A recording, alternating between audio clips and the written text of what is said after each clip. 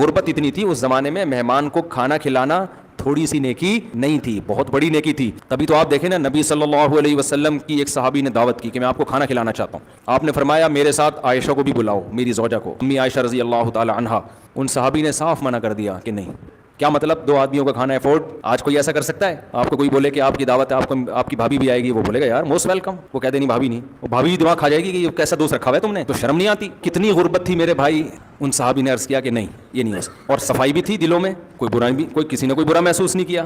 بھائی جو دل میں ہے وہ کیا ہے؟ تکلفات میں ہی آج تو مارے جا رہے ہیں. تو نبی صلی اللہ علیہ وسلم کو دوبارہ پیشکش کی، آپ نے دوبارہ کہا، پھر تیسری بار پیشکش کی تو انہوں نے قبول کر لی. اس سے نبی کا اپنی زوجہ کے ساتھ محبت کا معاملہ بھی پتہ چلتا ہے. عزت دار آدمی اپنے ساتھ سفروں میں، محفلوں میں جہاں پردے کا انتظام ہو، وہ کوشش کرتا ہے اپنی بیگم کو بھی لفٹ کرائے اور اس کو بھی ساتھ لے کے جائے. شادی کر کے بھی کماروں کی طرح گھومنا عزت دار لوگوں کا کام نہیں ہے. سفر میں اپنے ساتھ بیگم کو لے کے جا کرو.